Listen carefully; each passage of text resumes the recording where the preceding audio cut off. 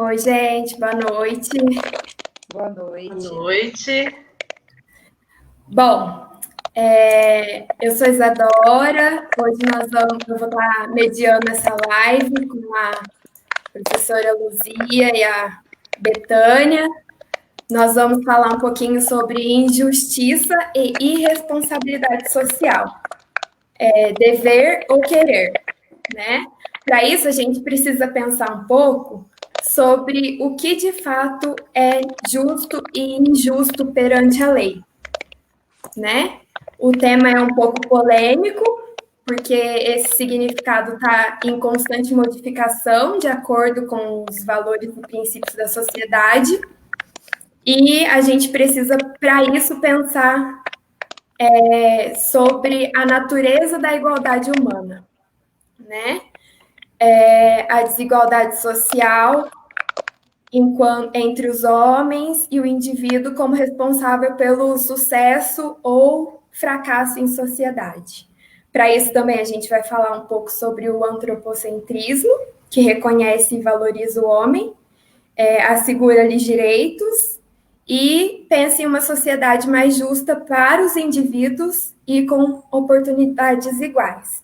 Para falar sobre isso, nós vamos contar com a presença da Luzia Teixeira Martins, que é psicóloga, pós-graduada em Psicologia Organizacional e do Trabalho, mestre em Desenvolvimento Sustentável e Qualidade de Vida, membro docente do curso de Psicologia da Faculdade Pitágoras e atua na área social desde 1992. E também temos a presença da nossa convidada Betânia Alves Veiga de Lagre. Ela é psicóloga, neuropsicóloga, mestre e doutora em educação pela Unicamp, pós-doutora em ciências médicas pela Unicamp, docente e pesquisadora na Unify e docente na pós-graduação em psicologia escolar do desenvolvimento humano pela USP. E ela também é coordenadora do Centro de Atenção à Aprendizagem e ao Comportamento Infantil Casulo. Uma boa noite a vocês duas, sejam bem-vindas e vamos começar a discussão então. Boa noite, é um prazer. Boa noite.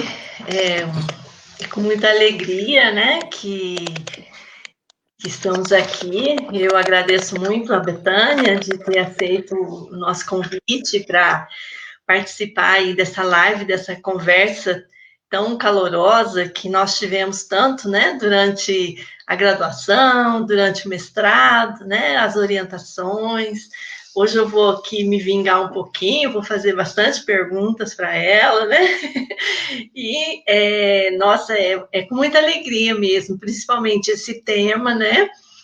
Que vem aí resgatar uma vivência nossa no decorrer aí desses anos todos em que nós estamos envolvidos com a área social, estamos envolvidos com a docência, porque a cada ato nosso e a cada lugar que a gente passa, a gente deixa um pouquinho da gente, né? Então, é importante falar sobre isso. Nós vemos, né? Eu vou pontuando e perguntando para a Betânia, tá bom, Betânia? Sim.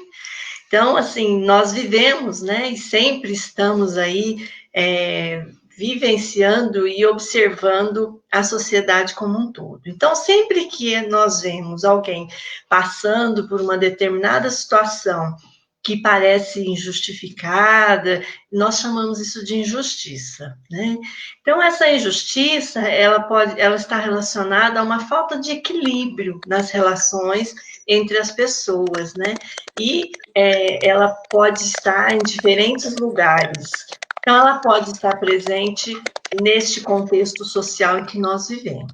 Então, é quando estão sendo desrespeitados os valores, os princípios, né, que são estabelecidos pelo conjunto. Então, sempre que uma pessoa desrespeita os valores e os princípios, os direitos dos demais, isso é considerado injusto. Então, de todas as calamidades que a gente vive, né, que nos aflige aí, guerra, a própria miséria, pandemia, epidemias, ignorância, o terrorismo, contaminações, preconceito, tantas outras aí perversidades, né? A que mais dói é a injustiça. Então, diante disso, né, eu gostaria de perguntar para a Bethânia, diante de suas pesquisas, o que é de fato justo e injusto perante a lei? Como que a gente pode pensar essa justiça e injustiça?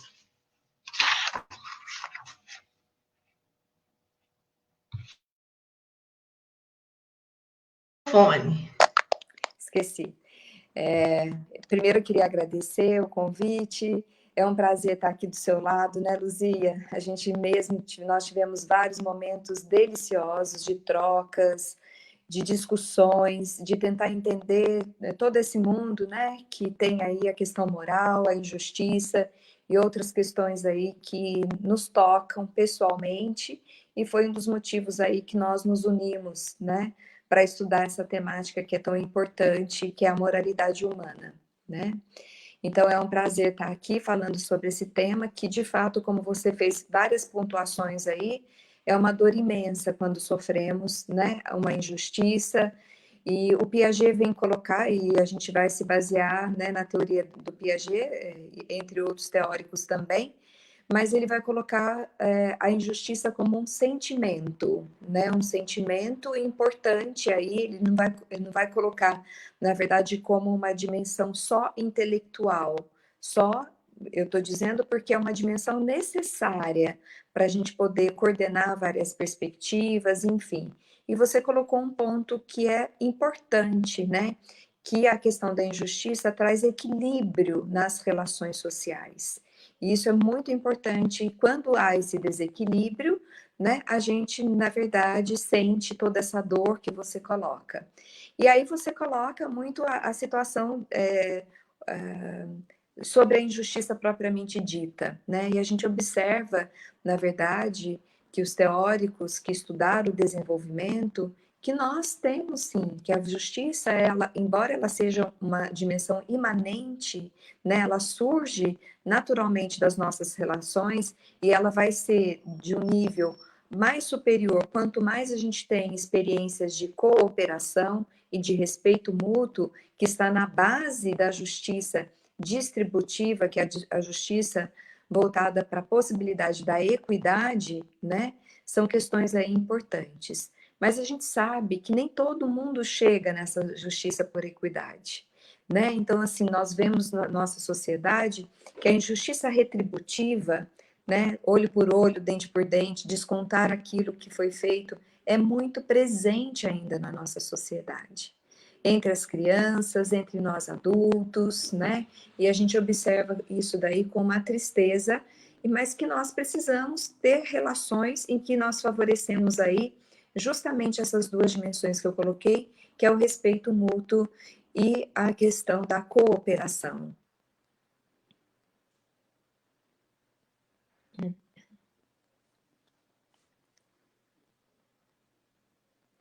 Ligar o seu áudio, Luzia. Esqueci. A gente fica tão.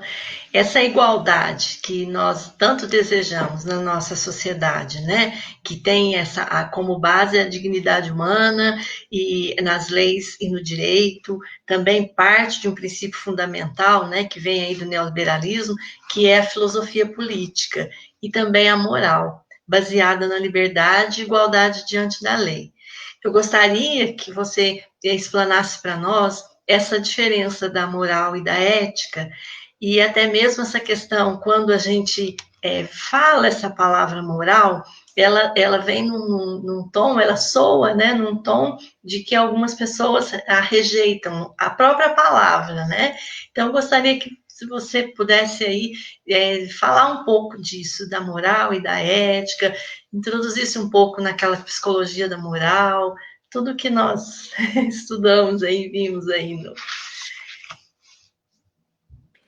Luzia, respondendo também a questão da lei, né, que você tocou nesse assunto e eu acabei não abordando, A lei, ela é uma questão, ela é necessária ainda para regular, né, as nossas relações. E eu posso até colocar um exemplo aqui que, que aconteceu aqui na minha casa, um exemplo pessoal. O meu marido é um empresário e existe uma lei, na verdade, que obriga os empresários a contratar deficientes a partir do número de funcionários que tem numa empresa, etc. e tal. Né? E assim, ele chegou em casa muito irritado, mesmo, porque ele ia levar uma multa, porque ele precisava, na verdade, fazer a contratação dessas pessoas com deficiência, e ele não conseguia nem fazer a contratação porque não tinha. Né? Então, ele estava lidando com outro, e ele começou a chegar muito bravo, colocando a questão assim: o governo faz essas leis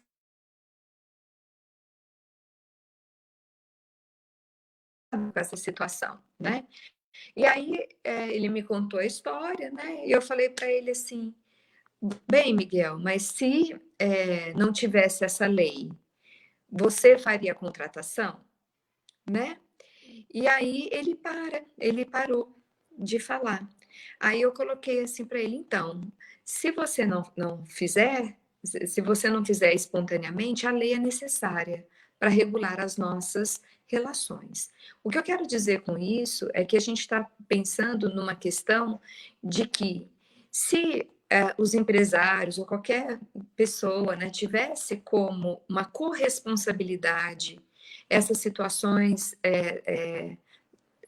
no caso do meu exemplo, a pessoa com deficiência, né, se existisse essa corresponsabilidade, porque o empresário também é corresponsável pela nossa sociedade, né?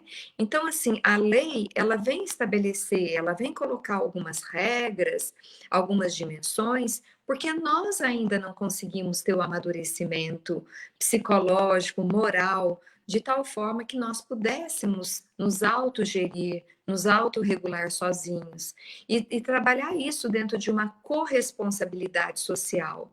Quando nós evoluirmos a tal ponto, nós não precisaríamos mais da lei, né? Porque assim, nós mesmos regularíamos as nossas interações sociais.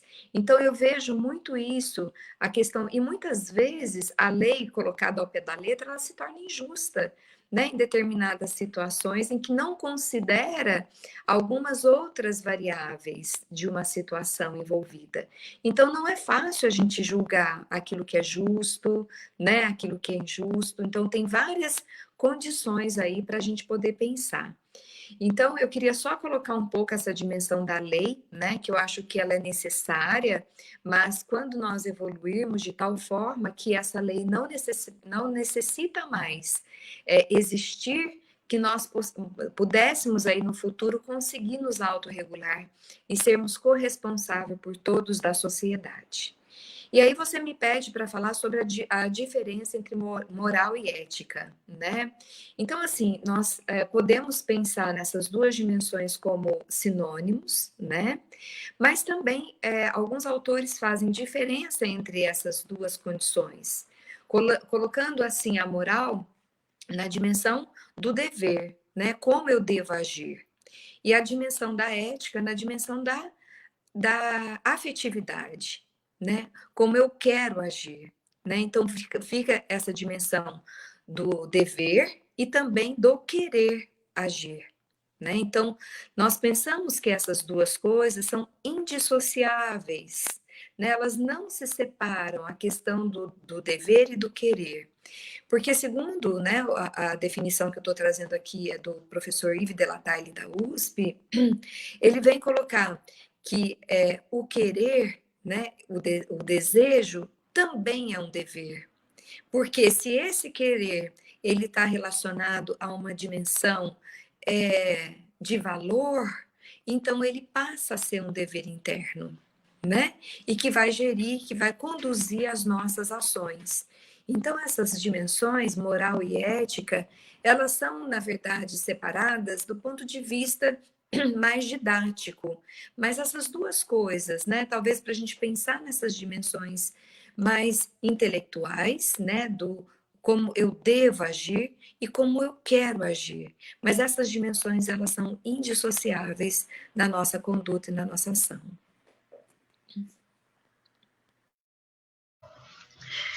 E você, na sua prática, você percebe uma certa resistência a esse assunto, a esse tema?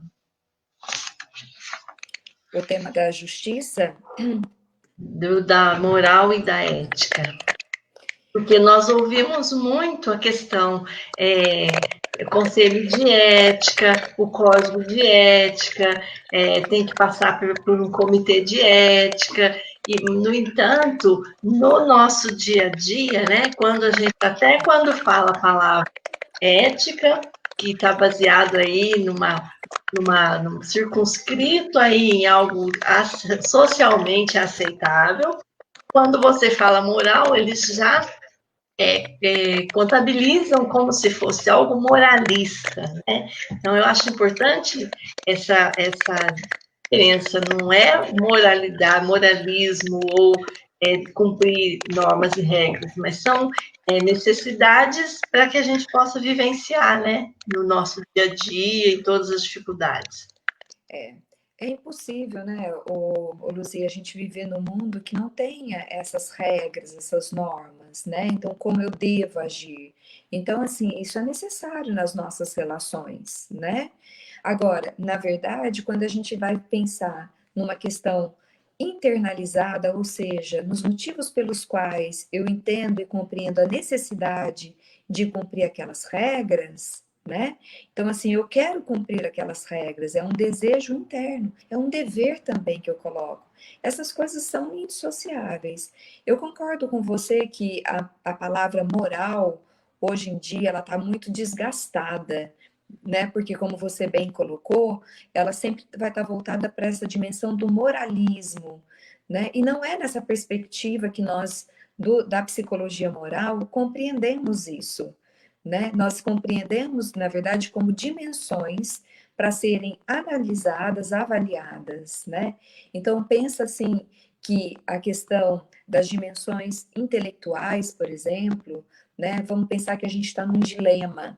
Nós estávamos, até vou comentar aqui com você que eu estava discutindo ontem o dilema daquela menina que teve a questão do aborto, né?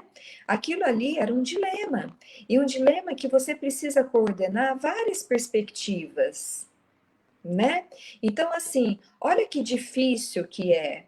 Então, não é só um lado que a gente precisa olhar. Então, nós temos a questão, uma menina de 10 anos, né?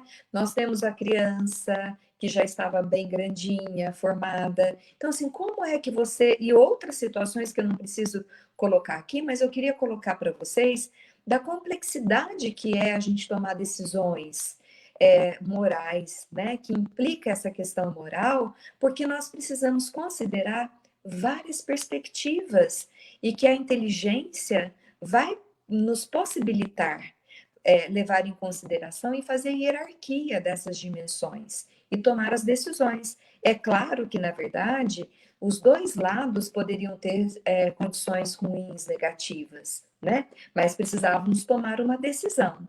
Só que a questão da inteligência, ela é uma dimensão necessária, mas não suficiente. Ela envolve o querer também, as dimensões afetivas, né? Ou seja, os valores que nós construímos.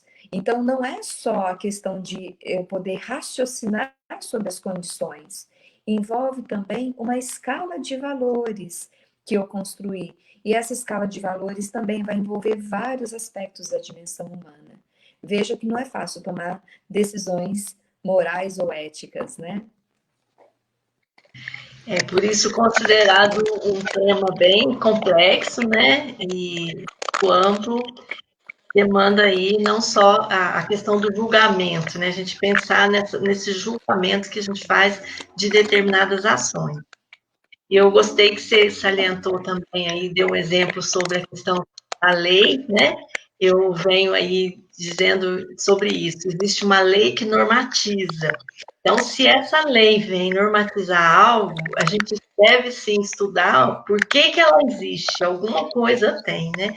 Infelizmente, ainda tem que ter lei que garante a entrada do deficiente no mundo do trabalho, garante a iniciação do jovem aprendiz, que garante aí a proteção à mulher, à criança, ao idoso, né?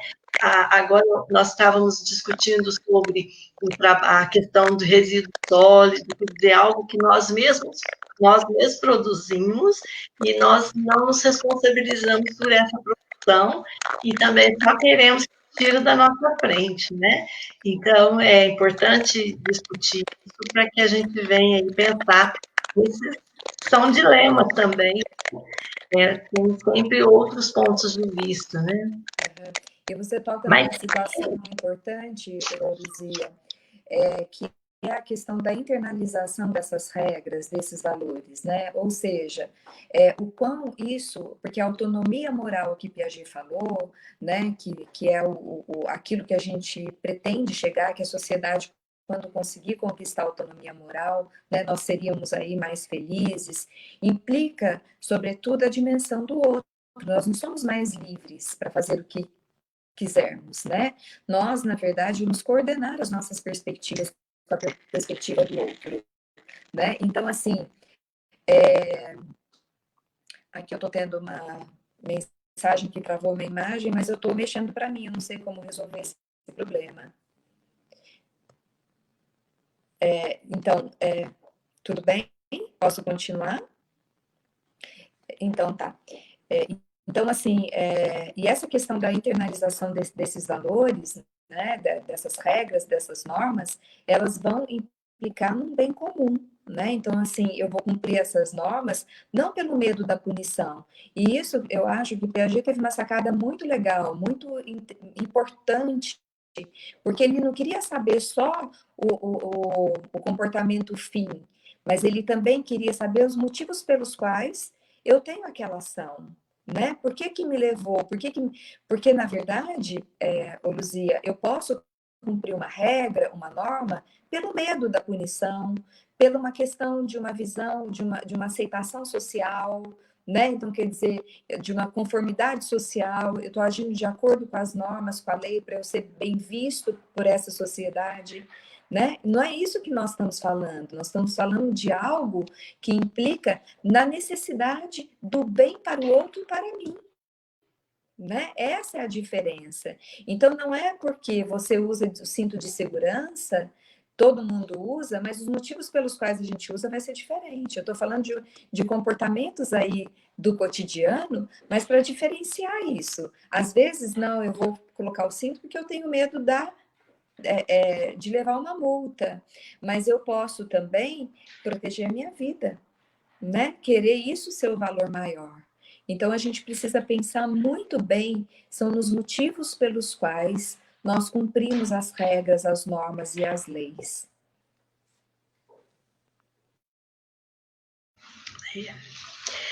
nós tivemos dando uma sequência aqui, nós tivemos em 1800 a Revolução Francesa, né? 1890, 1790, 1800. E aí começa o rompimento com o servilismo, inicia aí os princípios de igualdade, liberdade, fraternidade, né? Que foi o início da era contemporânea. Então, dá origem aí à Declaração dos Direitos do Homem e do Cidadão, né? Que amanhã, né? Dia 26/8 é o dia que se comemora.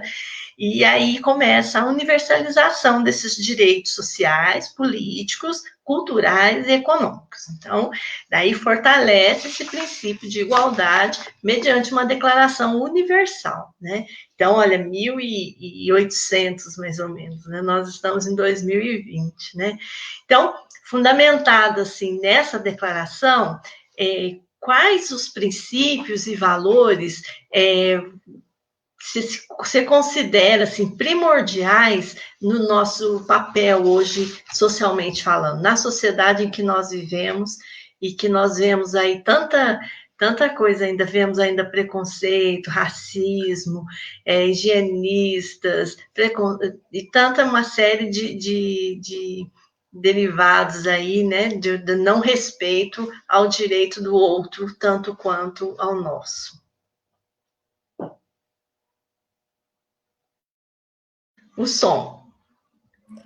Eu vou pegar aquilo que eu já falei, mas eu vou tentar reelaborar também a partir disso que você está me colocando, né? Então, assim, vamos pensar na dimensão do respeito mútuo e na cooperação, que são aspectos fundamentais.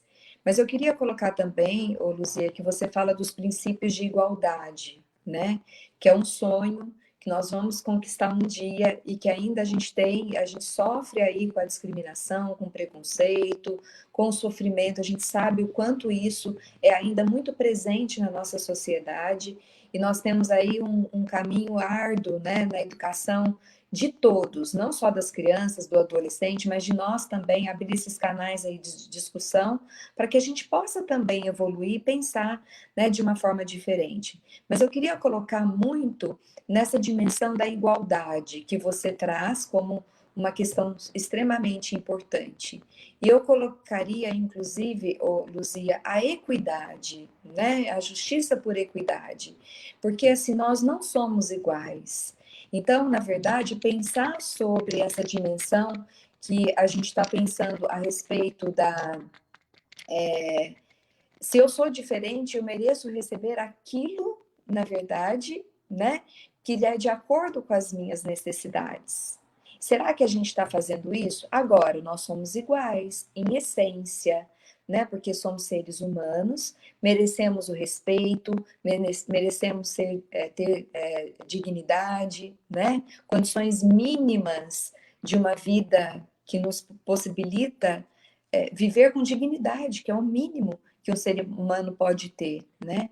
Mas eu vou além dessa dimensão da igualdade, pensando nos aspectos equânimes, né? Que a gente precisa também agir com equidade, e aí nós seremos justos, né? Mais justos. Eu queria só ressaltar também que Piaget elege a justiça como a moral de todas as morais, né? O carro-chefe aí da moralidade. A semana passada eu estava lendo um artigo recente que estava falando assim que antes da moralidade nós teríamos sim o sentimento de benevolência, né? Então vem trazer para a gente novos aspectos aí, porque assim não basta a gente poder achar que é justo ou não ofender uma criança, por exemplo, obesa, uma criança que tenha dificuldades, ou uma pessoa negra ou homossexual, qualquer coisa que a gente possa falar, né? Na verdade, a gente vai pensar que antes de ser justos, nós também precisamos ter a empatia, a simpatia, o sentimento de compaixão, que implicaria esses três sentimentos no sentimento da benevolência. Extremamente importante, inclusive para conseguir tomarmos decisões justas. Uma nova perspectiva que eu não tinha pensado e que esse autor, o Gustavo Carlo, dos Estados Unidos, vem propor aí para a gente uma nova reflexão. Nós discutimos também uma outra live essa questão da filantropia, né, e políticas públicas. Uma coisa não dá para suprir a outra, né? A filantropia ela é feita de acordo com o que cada um pode fazer, né? As políticas públicas já tem que abordar e é um direito garantido em quaisquer perspectivas aí, né? Proteção à criança e adolescente, proteção ao idoso, às pessoas com deficiência, enfim, é um tema complexo, né? E se refere assim a esses aspectos, tanto filosóficos quanto políticos, econômicos, sociais, jurídicos, né? Do ponto de vista filosófico, fala dessa igualdade, ou equidade, né? Que seria um escudo contra a opressão mesmo, né? Prevê aí a participação política dos cidadãos. Eu estou tocando dessa questão política, né? Porque nós precisamos rever esse conceito de política, né? Que é a capacidade ou o poder de transformação de alguma coisa que está ali, porque o que a gente vivencia, principalmente no Brasil, chamando de politicagem, politiqueiros, que aí utiliza de um poder em benefício próprio apenas e não a fim de transformar o meio a partir de políticas públicas que possam abarcar todos. Então, nós temos aí a questão, já temos algumas políticas públicas que são instaladas, que é o SUS, que vem aí garantir o atendimento à saúde para todos, da educação, que garante aí a educação para todos, e nós temos o SUAS, que é o Sistema Único de Assistência Social, que é desconhecido. Ele é desconhecido. Ele ainda se encontra naquele patamar da filantropia, do assistencialismo.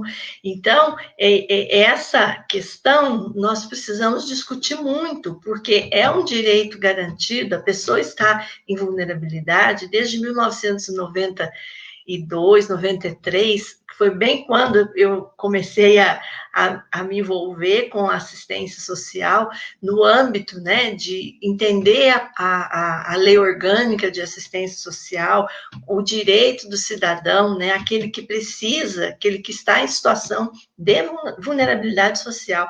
E quando a gente diz, né, dessa situação de vulnerabilidade social, é a situação mesmo da fome, da falta de moradia, da falta de emprego, de trabalho e renda, da falta de tudo, né? Falta ali tudo, falta da carência até mesmo de informação do que ele tem direito de ter, né?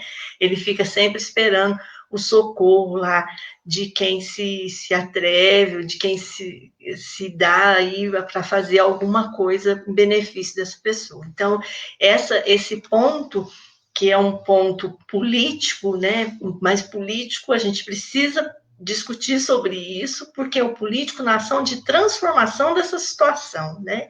Então, pensando nisso, né, que a questão filosófica ela vem aí proteger, né, contra essa opressão, ela vem aí prever essa participação política dos cidadãos, e do ponto de vista jurídico, que seria o sociológico, ele vai prever aí a uniformidade nesse tratamento, né? Que a gente sabe que não é, que as pessoas são tratadas de formas diferentes, né? E de acordo com aquilo que se apresenta socialmente falando. Então, nessas situações cotidianas que nós vivenciamos, né, relacionadas à política, o que lhe causa indignação, Betânia? Você falou muito bem, você colocou muito bem a diferença entre politicagem e política, e eu acho que, na verdade, eu te conhecendo bem, Luzia, né, você luta há muitos anos pela dimensão das políticas públicas, né, que vai, na verdade, possibilitar essa igualdade aí que a gente tanto almeja com relação às pessoas que são vulneráveis, né, que estão em condições aí menos favorecidas, né. Eu penso, o que me causa indignação é você não ter ações no sentido de fazer com que essas políticas de fato possam se efetivar no sentido de perpetuar, né, uma condição de vulnerabilidade, de pobreza, de tudo isso que você tem colocado, né, que aí dificulta o desenvolvimento da nossa nação, da nossa sociedade, né? Então eu fico pensando que a gente precisa lutar sim pelas políticas públicas, né? Elas devem ser conhecidas por todos nós. E isso, na verdade, a partir do momento eu falo muito, eu trabalho com criança, a gente trabalha em algum aspecto juntas aí, Luzia, com a mesma temática, mas eu mais voltada para a educação, para a saúde, você mais para assistência social, né? Mas assim, eu fico pensando, quando eu leio políticas, elas são muito bonitas, são perfeitas do ponto das regras, porque quem fez essas políticas públicas, né, fez pensando nessas dimensões, não foram pessoas que não têm o conhecimento, por exemplo, da infância, dessa dor humana, não. Por que elas não chegam de fato? Por que elas não se efetivam de fato? né? É uma questão para a gente poder pensar. Então, a minha indignação, se você me perguntar a respeito voltada para essa dimensão, com certeza o que me causa indignação é a gente ter o caminho, a gente saber o que deve ser feito e mesmo assim fechar os olhos para essa dimensão, em detrimento aí de várias pessoas em sofrimento, né?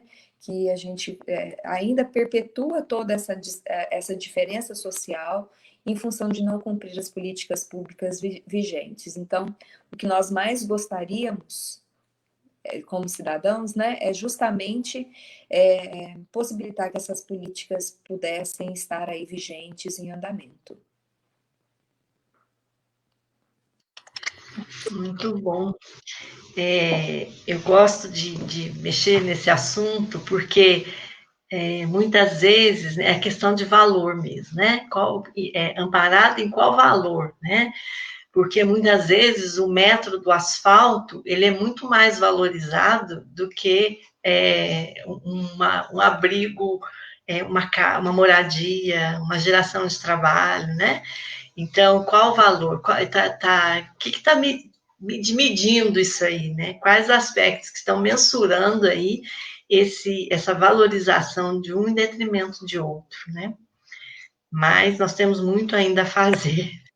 Então, Luzia, só complementando a sua fala, aquela questão de colocar dentro de uma escala de valores, né? Como que a gente constrói essa escala de valores, né? Então, assim, pensando sobre isso, de fato, quem trabalha junto aí de uma forma que não aparece, que trabalha com as emoções, com afeto, tentando, na verdade, resgatar aquilo que é mais básico, né? Muitas vezes não aparece de fato, né? Então, são questões que a gente precisa olhar também para isso que é tão importante como outros aspectos, ou muito mais importante, quando se refere à questão do humano, né? Da dimensão humana. Não desconsiderando, né, outros aspectos, mas eu lembro muito que você, nas aulas, né, você dizia sempre qual que é o bem maior, é a vida, né? Sim. Sempre nos dilemas que você dava em sala, né, o ponto de chegada seria qual que é o bem maior, né? Então, e o carro-chefe que é a justiça, né? Então, prestei atenção nas aulas bastante. Quando, então, né, nós pensamos no próximo, é preciso ter muito cuidado, né? Nós estamos falando isso desde o começo, né? Do cuidado que a gente tem que ter quando a gente pensa no próximo. Então, eu fico aí imaginando, né? Dentro do SUS também tem isso, né? Não fale de mim sem mim. Então, assim, nós não falarmos dos usuários do SUS sem a presença dele. Então, às vezes nós hipotetizamos o que ele precisa, nós não tem uma escuta, ele não é participante, né? Então, isso é muito importante, que a gente tem que pensar nisso, entender quem é esse sujeito que nós estamos falando dele, ele precisa ser convidado para essa conversa, né? Que é, porque muitas vezes, para nós, né, o asfalto na porta da casa dele é o que precisa. E para ele, não. Para ele, é um telhado dele que, quando chove, está caindo água lá dentro, né? Então, isso a gente precisa, enquanto agente de transformação, aprender, né? Nós precisamos aprender com eles, né? Então, é preciso pensar nessas particularidades de cada um, subjetividades, nessas singularidades, né? E aí a resposta seria isso que você disse, né? A questão da equidade. Para um precisa de uma coisa, para outro outra, e não pode ter preguiça. Tem que ter o desejo de ouvir a cada um, porque são culturas diferentes, maneiras de ser diferentes, né? Então, a lei, a mesma lei, né, que muitas vezes é atribuída para um, não pode ser para outro. Tem um caso clássico, né, que é de uma mãe com os filhos, em situação de extrema pobreza, que entrou no supermercado e que roubou para os filhos dela. Então, assim, qual a dimensão, como que nós vamos valorizar esse roubo, né? É o mesmo para um outro, uma pessoa? Então, isso é importante a gente pensar que aí compreende-se a questão da equidade, né? Que vai exigir aí um empenho nosso em compreender essas desigualdades, né? Que existe aí entre as pessoas, para que de forma desigual a gente possa atuar para torná-los iguais, né? Então, às vezes, a proteção ela deve ser especial, né? Ela deve ser singular, ela deve ser determinadas pessoas vão demandar de nós uma certa proteção diferente de outro, né? E aí isso está intimamente ligado a responsabilidade ou a irresponsabilidade social, né, que permeia tudo isso, né? Porque se nós nos tornamos responsáveis socialmente falando pelo que acontece ali na esquina, nós podemos aí estar nos tornando irresponsáveis também quando a gente finge não ver, quando a gente omite, quando a gente manda tirar da frente que não quer ver, né? Então, qual que é a nossa responsabilidade diante da sociedade, né? Ou de quem é essa responsabilidade ou irresponsabilidade quando nós pensamos aí no tratamento igual para produzir essas desigualdades? Eu tenho só para exemplificar, eu tenho um caso típico, né? Eu fui, enquanto secretária de promoção social, muito cobrada com relação às pessoas em situação de rua. E aí, um dia, numa discussão, eu falei, mas eles não são iguais, né? Aí eles ficaram sem, eu falei, eu não vejo a diferença, vocês podem me dizer, né? Numa discussão calorosa, né?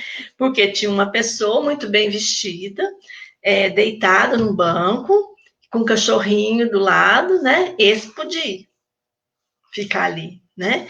Então, é isso um pouco disso que, lembrando desse momento que eu elaborei essa pergunta para você. Luzia, eu queria voltar, resumir essa sua fala, né, inserindo aí o sentimento de empatia, né? Eu penso que é um dos sentimentos extremamente importante para a gente poder pensar em se comover com os estados afetivos alheios, com a situação alheia, né? Então, a empatia é um sentimento que a gente precisa, na verdade, desenvolver, né? É lógico que tem algumas críticas a esse sentimento, no sentido que eu não quero nem colocar aqui, porque não é esse o objetivo é, na verdade, justamente pensar como o outro se sente, se a gente pudesse se colocar no lugar do outro, na condição que ele estava, será que nós julgaríamos da mesma forma? Né? Será que se nós saíssemos aí da nossa posição e pensássemos na pele dele, será que a gente seria tão severo assim, como você deu esses exemplos todos, né? Eu acredito que as coisas mudariam bem. Sobre a questão da irresponsabilidade ou da responsabilidade que você tem colocado, eu penso, na verdade, que muitas ações, né, principalmente das pessoas que trabalham em favor do outro, eu fico pensando assim, de uma maneira geral, né? Essas questões de uma responsabilidade social, ela ultrapassa as dimensões da lei.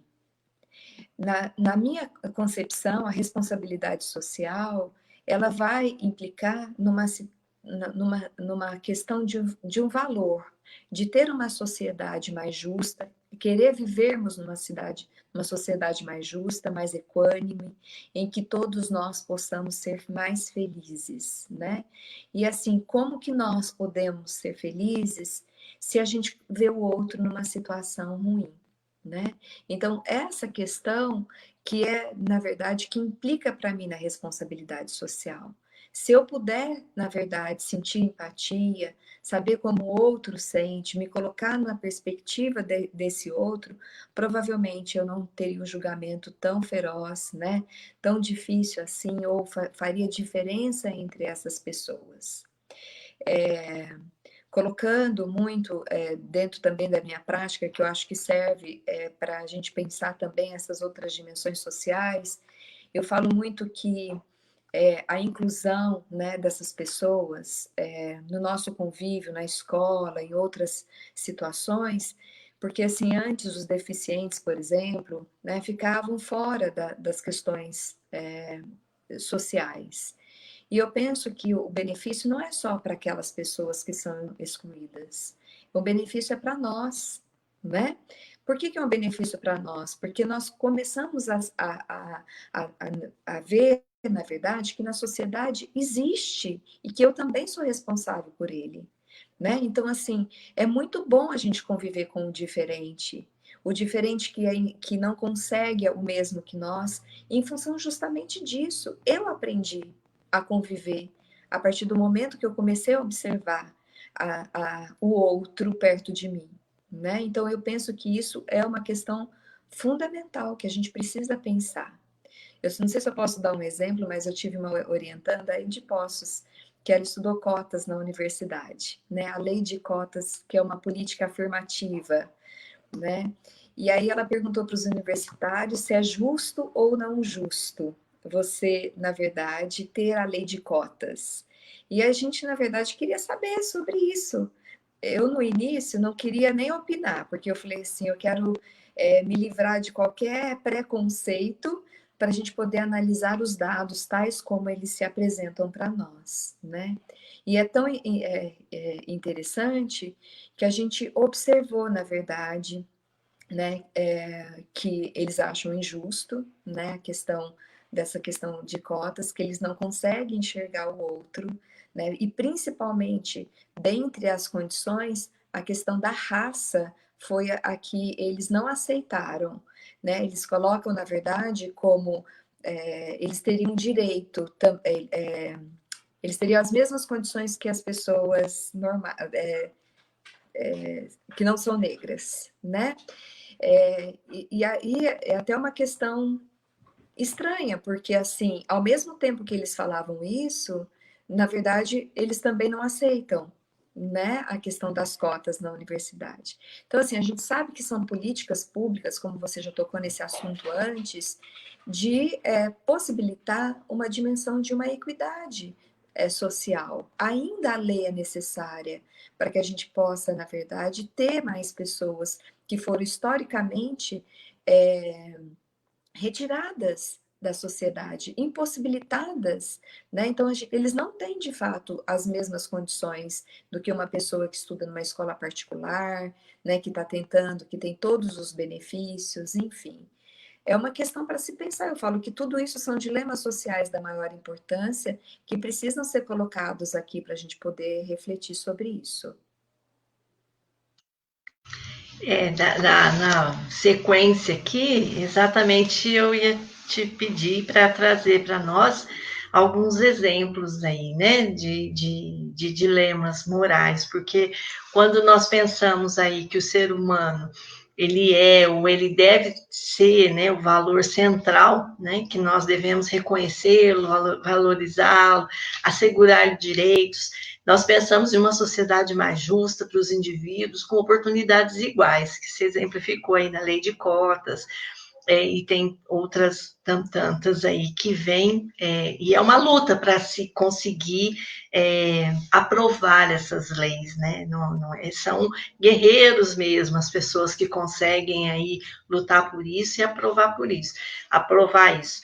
São geralmente pessoas que vivenciam, passam na própria pele as dificuldades advindas dessas questões preconceituosas e discriminavistas, que discriminam o sujeito, né?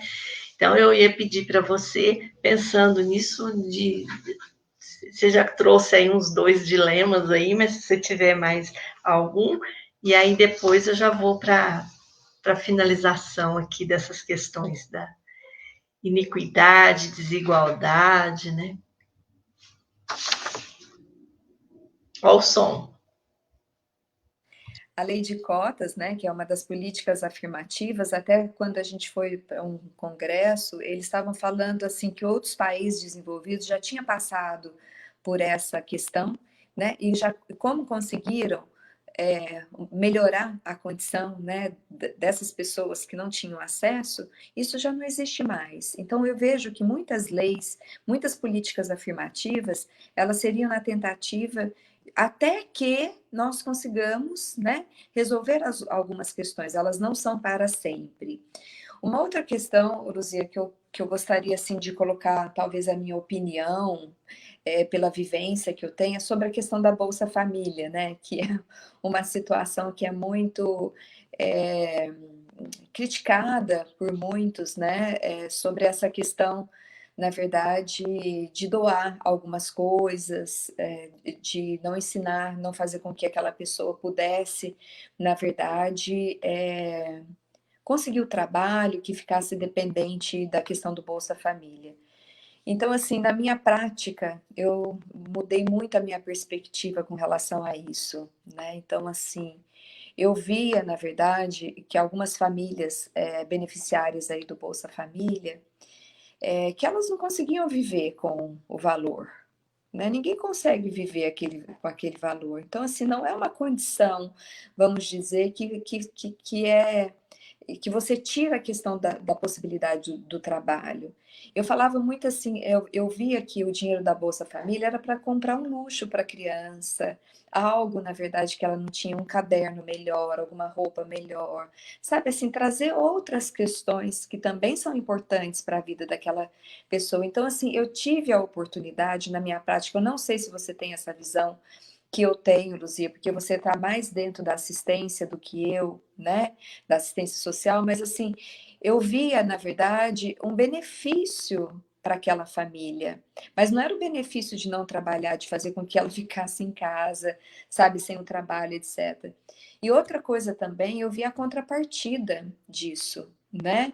O fato daquela criança ter obrigações de ter as vacinas em dia, de estar dentro do contexto educacional, são políticas a longo prazo. A gente tem que pensar também que as coisas têm outras garantias do desenvolvimento infantil, por exemplo, né?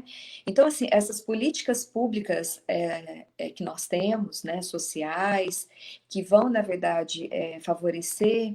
Então, assim, a gente tem que pensar na sua essência, antes de criticar aquela questão.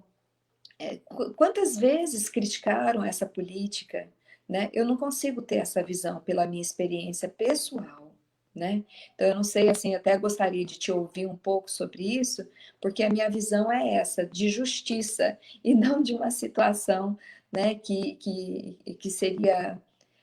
E uma humilhação também, né? Ou, se você for pensar, né, Luzia, a pessoa precisar dessas condições para sobreviver, né?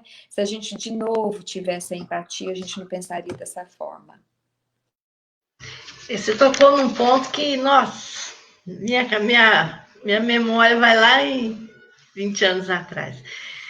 A questão do Bolsa Família vem trazer também, que são os benefícios, né, que a gente fala, vem trazer também a atenção a esse público. Né? Quando ele tem um centro de referência, quando ele tem algo, olha, isso é seu, é para você, ele é uma atenção que essa família obtém do poder público, do outro, olha, você existe, você é importante, você tem isso, você tem aquilo. E em muitas situações, quando não tinha o Bolsa Família ainda, isso me toca muito, porque muitas vezes, né, nós temos aí o exemplo do Roberto Carlos, que ficou na FEBEM quanto tempo, né? E para a mãe dele, ele ficar na FEBEM era cuidar do filho dela, porque ela não tinha condições financeiras para isso. Então, houve a ruptura, né, do vínculo familiar. Ele vivia mal, mas ele sabia que para a mãe dele não tinha outra condição de viver do que ele não estando ali. E no entanto, essas políticas públicas que vêm com a questão do Bolsa Família, com a questão de manter a criança com a sua família, de garantir isso, o benefício ele vai para muito além daquele valor que é irrisório, né? É muito pouco, né? Para essa família se manter ali, é muito pouco em função de tudo que a gente vê aí, né, da questão de corrupção, a questão de desvio e tudo, é muito pouco. E a gente garante o vínculo familiar, né? Não muito tempo atrás, as crianças elas eram retiradas de suas famílias porque simplesmente porque por condições econômicas mesmo, porque a família não tinha condições. Então, esse programa, ele vem, né, do Bolsa Família, ele vem aí garantir que essas crianças continuem com seus familiares. Então, isso não tem nem como mensurar, né, o direito dessa criança de ficar com a sua mãe, com seu pai, né? O estrago que é feito na vida dessa criança, muitas vezes não tem reparo. E eu digo sim, né, se nós temos aí muitas situações que nós estamos vendo hoje de violência, de adolescente infrator, de pessoa em situação de rua, e se está aumentando e vai aumentar cada vez mais, se não for feita uma política eficaz em saúde, em educação, e na assistência social, na questão de geração de trabalho e renda, na questão de moradia, de preparo, o que nós temos, né, para oferecer para esses adolescentes, para essas mulheres que estão em situação vulnerável e que não conseguem romper com o ciclo de violência. Então, cabe, assim, a cada um de nós, né, pensar nessa questão aí, principalmente nessas ações afirmativas, né, que é a justiça social vem exatamente implicar nisso aí. E para finalizar, que eu acho que a gente já está, olha, você vê, passou rápido, vai ter pergunta aí, Isadora? Tem? Tem alguns comentários e eu fiz uma pergunta. Eu vou só então terminar essa, a última, aí você fala para a gente, né? Então, eu acho assim, diante de toda essa nossa conversa, nós temos obrigação de compreender, né, o que é justo, o que é injusto, né? Se colocar no lugar do outro, como você disse, da empatia, né? Para a gente conseguir fazer essa conexão com a igualdade e equidade. E esses valores aí possam balizar, né, as políticas, as lutas, né, nessa construção de uma sociedade melhor. Então, quais valores seriam e esses verbos dever e querer, o que traduzem, né? Que eu acho que você já introduziu aí, mas só para fechar, eu ia falar também da benevolência, se você quiser fechar com isso. Luzia, na verdade, quais são os valores? Os valores são justamente esses, né? A benevolência, de você se colocar o respeito mútuo, a cooperação, né? É saber que nós somos, na verdade, uma sociedade com um sistema complexo. Nós não somos seres individuais, né? Que nós precisamos aí um dos outros para a gente poder conseguir viver de fato numa sociedade mais justa, mais equânime, que é o desejo de todos nós, né? Eu sinto, na verdade, que nós precisamos mais de políticas, que essas políticas sejam efetivadas.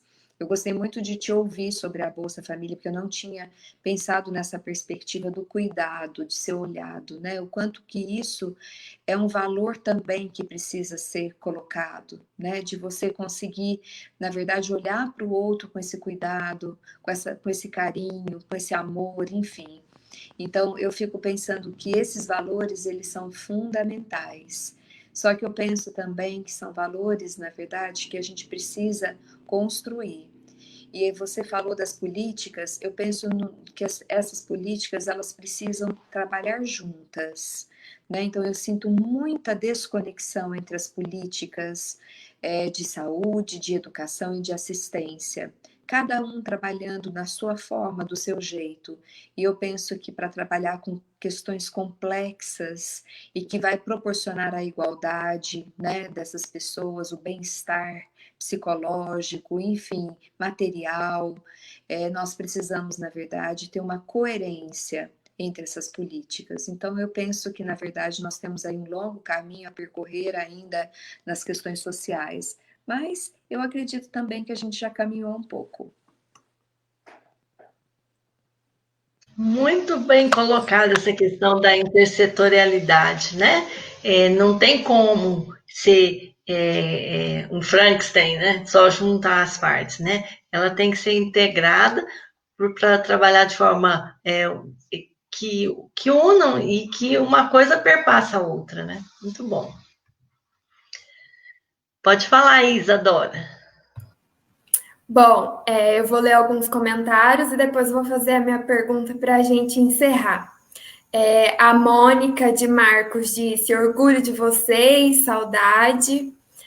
A Mirtes Maria Matos Dantas disse: Luzia, querida, excelente profissional.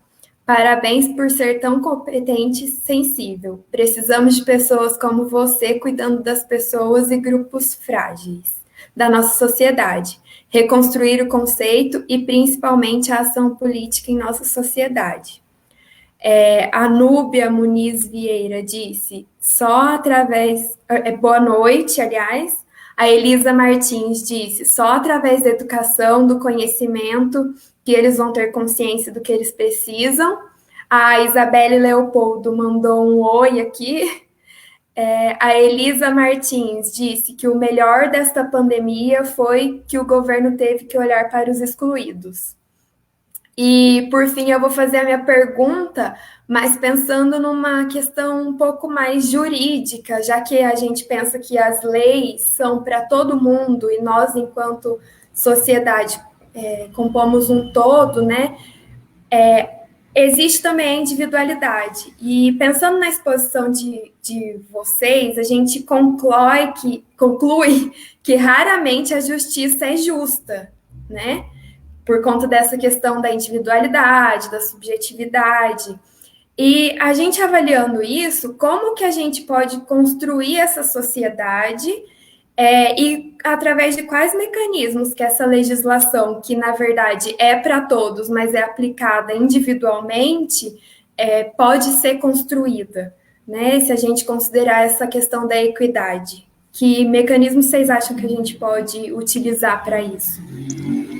Bom, para mim, teve um comentário aí que eu vou me basear nele, porque eu acho que é por aí mesmo, pela educação. Não vejo outra saída sem ser pela educação, né? Eu acho que a educação, ela proporciona que a gente possa tomar consciência de algumas coisas, né? E também a toda a questão da convivência, as coisas não são simples, elas não têm uma resposta tão direta assim que a gente possa dizer que nós vamos resolver os problemas, né? Então a gente está falando da educação e a educação é muito complexa, mas nós primeiro precisamos, na verdade, fazer com que as pessoas conheçam tudo isso. Como as pessoas nem mal conhecem os seus próprios direitos, né? Então quer dizer, eles não conseguem pensar nisso. Então a gente está falando numa situação muito além, né? Muito top, vamos dizer assim.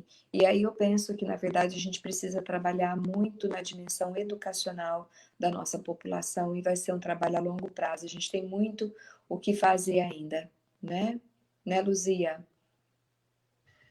Nós temos muito o que fazer. Quando nós fizemos pensa, temos muito o que fazer, porque se você pensa na questão da jurídica, né?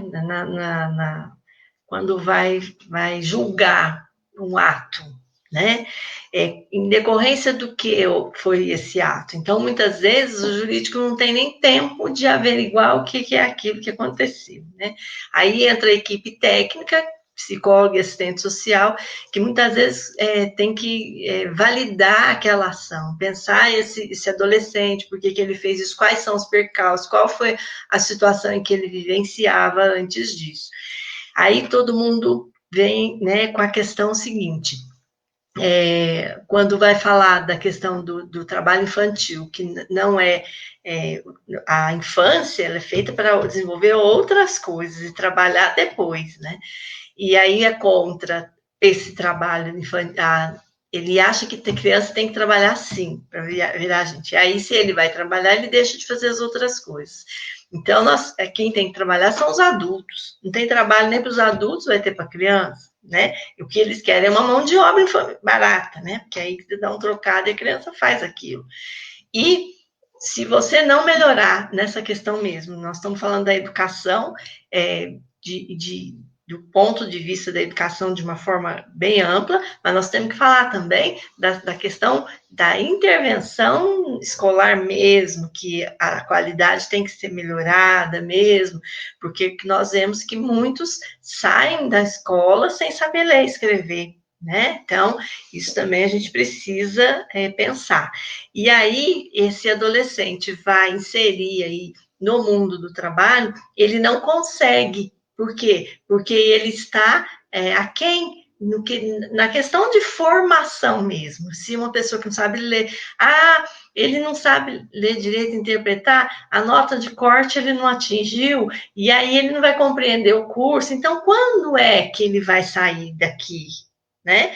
Aí a minha proposta foi de fazer um projeto de melhorar essa capacidade dele, as competências, as habilidades que a gente sabe que tem, só precisam ser trabalhadas, e a minha solicitação foi que eles também diminuíssem ali as exigências para que a gente pudesse concluir, fazer né, juntar as duas peças, né? E foi pouco tempo e foi suficiente para a inserção desses adolescentes. Então, assim, não precisa muita coisa, precisa de querer fazer, né? Precisa de essa questão que a Bethânia colocou é fundamental, dessa integração, né? Intersetorialidade, um ajusta daqui, o outro abaixa de cá, o outro dá uma reforçada daqui, o outro não exclui dali, e isso nós vamos conseguir formar para que esses adolescentes, né? Estou falando de adolescente porque foi específico, possam ir.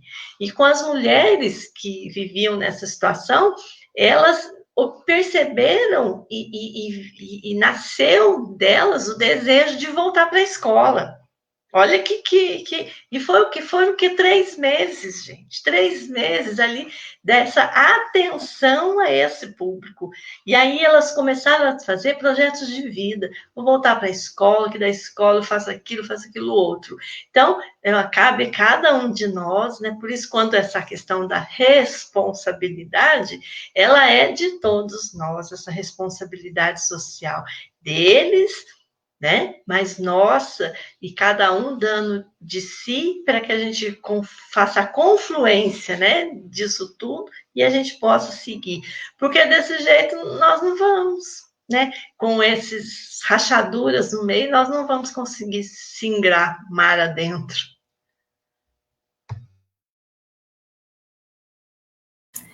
É isso aí, então.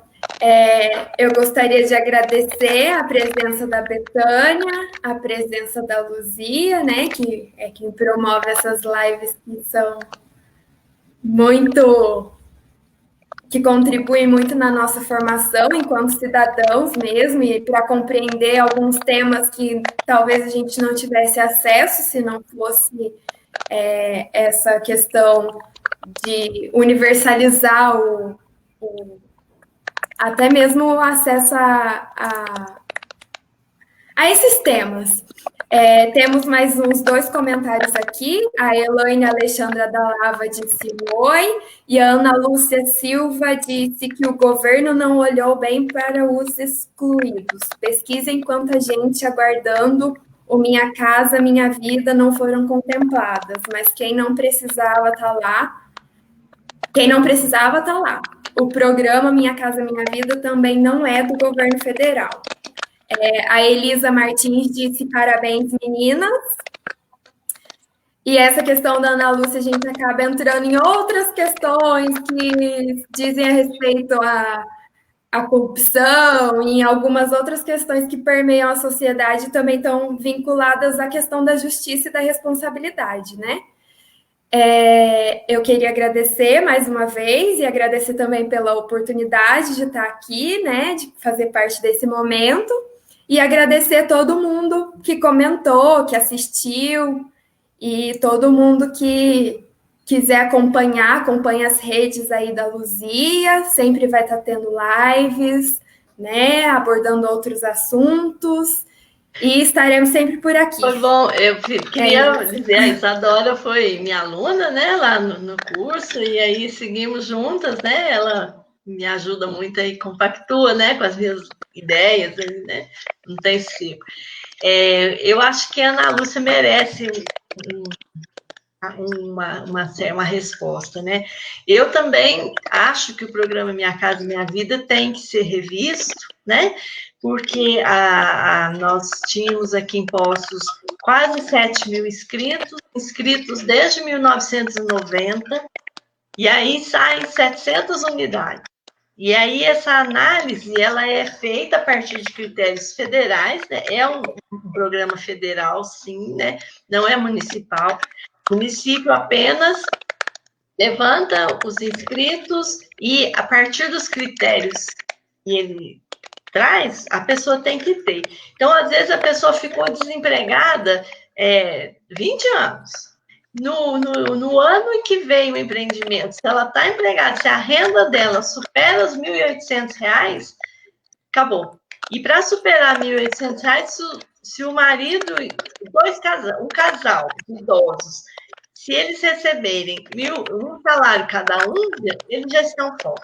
Então, eu acho que ela está certa, eu acho que tem que ser revisto, sim, né, esse programa, e eu acho que a nossa responsabilidade também é de